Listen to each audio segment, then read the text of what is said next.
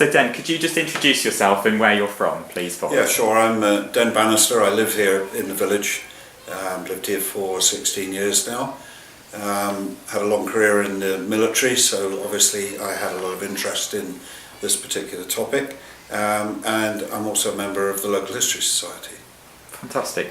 So can you tell us what the Local History Society is doing to commemorate the centenary of the First World War, please? Yeah, we started last year researching all the individuals that are on the War Memorial, so gathering basic information from the archives, from census reports, and we tried to flesh those stories out with the pictures that we had, not of all the soldiers, but quite a lot of them.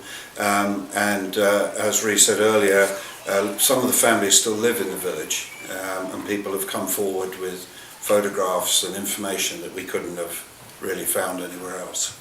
Brilliant, fantastic. And just tell us a little bit about your work with the school. How have you been working with the school? Okay, I came down probably about a month ago now, and just told the children about two of the people that we've been looking at, and as a little bit of a change of scene from the trench warfare, and given my background in the RAF, we talked about two pilots who were born in the village and lived in the village. I think Rhys used that then, to develop that topic a little bit. So that's how we've started. Fantastic. How did you establish those links? What was the first kind of contact between the school and yourselves, the Local History Society? That's a good question, I actually. think it was through a parent of somebody in our class, actually, who mentioned it to me, and then I got in touch. Yeah, that's right. Yeah, it's a mutual friend-parent relationship of, they're doing some work, would you be prepared to come down and talk to the children or maybe help them with their project? So that's how we got involved.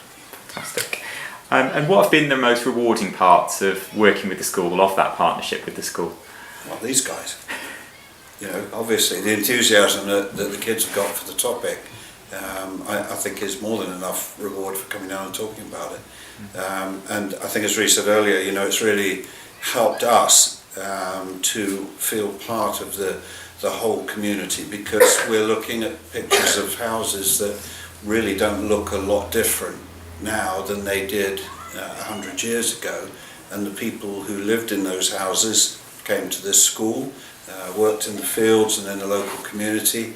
Some of the families are still here, so there are actually lots of things that the kids can refer back to, I think. It's not just something that is old and dusty and so distant that you can't reach out and touch it. So I think that's been a key area really in identity and enthusiasm for the subject. Fantastic. And how has the work that you've done enhanced the teaching at the school and the learning of you guys? Did you enjoy the session that Den came and did? Yeah, it was really interesting about sweetheart people. Tell us a little bit about the session that Den did with you. It was about pilots that mainly two, wasn't it? two Remember people. their names? One Bernard, Robert Carter, Adele Carter, and Stanley Morgan. Well done. Was it Stanley Morgan that was the one that was going to make it to the place where they were meant to go for The boats. yeah, and then he crashed near the end? Yeah, because we talked about the aeroplanes, didn't we? We looked at pictures of the aeroplanes, and I asked you how long it would take you to learn to fly an aeroplane, didn't I, and go to war. And we got lots of different answers, didn't we? Yeah. But then we found out that actually they'd only spent 4 or 5 months learning to fly the aeroplane until they died, which must have been a really difficult job. And they died in accidents, didn't they? Yeah. That was the other thing, a lot of them didn't even get as far as the war. Crashed into a wall or a tree. That's right, it did up in North Wales, in Anglesey. Yeah. Fantastic. It's lovely to see how much you loved that session that Den did and how much you got out of it. That's fantastic. I think it goes both ways, I mean, Rick probably knows, when you teach you learn, So I think it's been really, it's good for me as well as good for the kids, so yeah. Do you think you'll continue to work with the school? I think there's an opportunity there, and obviously, you know, it requires a little bit of work on both sides, but I think this village has a particularly rich documented history, and still quite an interested group in the village. But, you know, I'm the youngest one, probably, and I think there's an opportunity here, you know, to enthuse another generation in learning more about the community that they live in. So this is the subject right now, but yeah, there will be other opportunities, and this village goes back an awfully long way.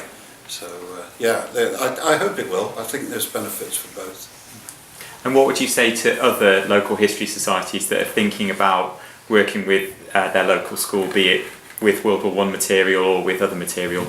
I think a lot of it is just making people aware of what's out there. You know, having a meeting once a month and having a speaker is one thing. It tends to draw in a group of people who are particularly interested in that subject, whereas actually trying to publicise things a little bit more is a big help. And certainly we do that through some information boards in the local church, and try to change those topics around a little bit so there's something fresh in there. But obviously a key opportunity like this is one that's not to be missed. I guess the Second World War will come along as well, but yeah, there will be other opportunities, and I would hope we'd make the most of it. And working with the school as part of the commemorative activities, possibly in the summer, in terms of incorporating their work with displays that you will do in your society. Yeah, I think, as Ray said, we're kind of finding our way a little bit still. You know, we've sort of found all these things, and people are doing different bits of work here and there with the local council, the History Society and the school, and you know, I think by sharing information, those commemorations will start to take shape a little bit more.